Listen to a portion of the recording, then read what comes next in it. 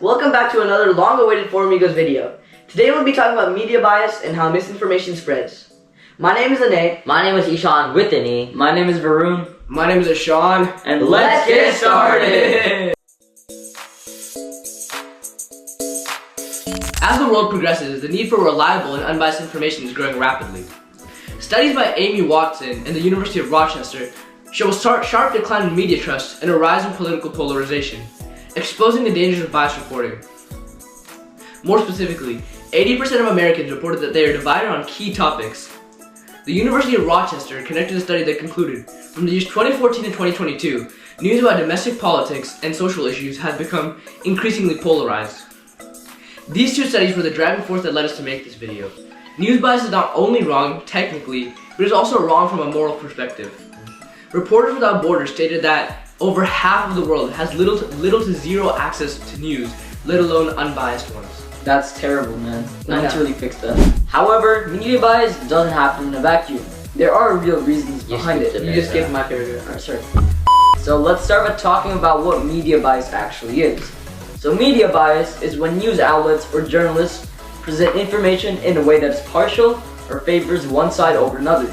This can come in many forms like word choices, headlines, selective story coverage, or even the tone of voice used in a broadcast. Bias can be subtle, like emphasizing certain facts so downplaying others, or more obvious, like completely ignoring the side of the story. The result is the same, like viewers or readers are left with a distorted understanding of reality. In the US at least, there are multiple left-leaning and right-leaning publications.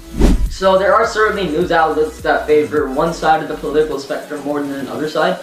And now this can be very hurtful because viewers kind of get influenced by maybe one side and they don't see the full story. So they can have maybe a distorted view on certain geopolitical or news events happening in today's world. Facts, bro. And they might not even have access to central or unbiased. Yeah. Like they'll have access to one, maybe one side of the view, and that's going to influence their decisions, which maybe it is okay, but you'd rather them form their opinions on their own to make it for less sure. forced. Yeah. But however, I think that it's good to look at both sides of the spectrum so that you can see the full story. Yeah. You don't just want to look at you don't just want to look at more left-leaning or liberal media. You also want to look at the conservative and right-leaning media more so that you can form a full picture of what's going on, and that way you don't want to have a biased viewpoint on events.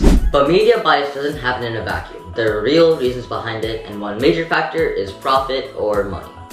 News outlets are businesses, and in today's digital world, clicks mean money. This often leads to sensationalism, where shocking or emotionally charged content gets more attention than calm, balanced reporting. When news is designed to provoke instead of inform, it becomes a form of entertainment rather than a public service. And another factor is audience targeting. These companies know their audiences. If their readers or viewers lean liberal or conservative, the outlet may shape to reinforce those existing beliefs even if it means bending the truth. This keeps the audience loyal but at a cost. It deepens political and social divisions. Yep, exactly. And what this leads to is that many people get a skewed view of the world, and in fact, if someone's a little bit liberal or a little bit conservative, they can get heavily swayed, their opinions can get altered way past what they would normally think, just because of false or biased information and reporting. Also, just to confirm, are we really saying that being liberal or being conservative is a bad thing? Obviously not, No, right? Yeah, definitely not. Obviously not. But anything taken to an extreme will always have some negative repercussions on the world around them. Yeah. And a particular driving force of the actual media bias and how news outlets are businesses is that nowadays political parties or political agendas can be funded and even supported by these news outlets. Exactly. Yeah. So if you fund a news outlet, you can have them speak good about you. Yeah. Which is not necessarily a good thing because people can just buy their way to fame and buy their way to glory, which is it's not something you want to have, especially in the political world. Yeah, I think an example of this is the Washington Post, which is, I believe, funded in part or by whole by Jeff Bezos. And some Washington Post writers wanted to say a story, but then Jeff Bezos didn't want them to post it because then it could have hurt his business. And this actually really sucks because it kind of takes away journalism and interesting stories that might leave readers with a new sense of what's going on. Wait, does that technically not violate freedom of press, or I don't know. I don't have a. No, it's not violation of freedom of press. In fact, it's a reinforcement of freedom of press. Yeah. People are free to report whatever they want. However, We still believe that people deserve to know that while people can report whatever they want, not everything reported may be fair or unbiased. Yeah. Yes. That's the point we're trying to make here. Yes. And here's where misinformation really thrives.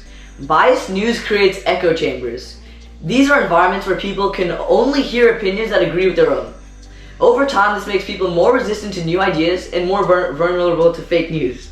When misinformation is repeated often enough, it starts to sound true, even when it isn't. And the internet actually accelerates this process. Social media algorithms push content that gets the most engagement, not necessarily also most accurate.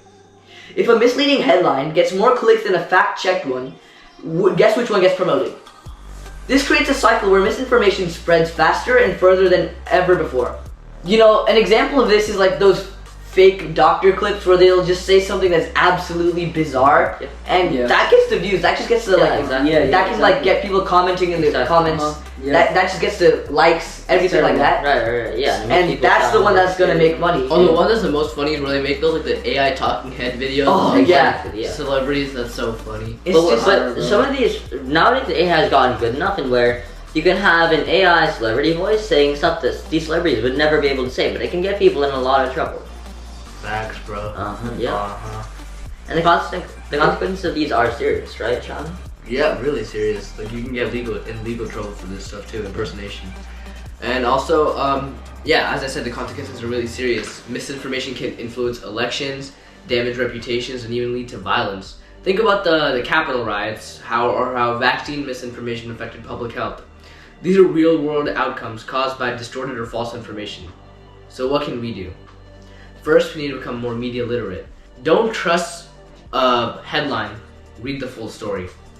Compare how different outlets report the same event and ask yourself, who benefits from this information being framed a certain way? Second, we need to hold media outlets accountable. Supporting journalism that prioritizes truth over popularity. Look for sources that are transparent about their methods and open about their corrections. Finally, talk about it. Conversations like this matter. The more we are aware of media bias and misinformation, the better we are equipped to challenge it. If we want a more informed and united society, it starts with demanding better from the media and from ourselves. Guys, thank you for watching, and remember to stay curious, stay skeptical, and always dig deeper than the headline. Be the pacifier through the screaming polarity of media bias. Peace. Peace. Peace! Peace! Peace! Hey, God, Peace!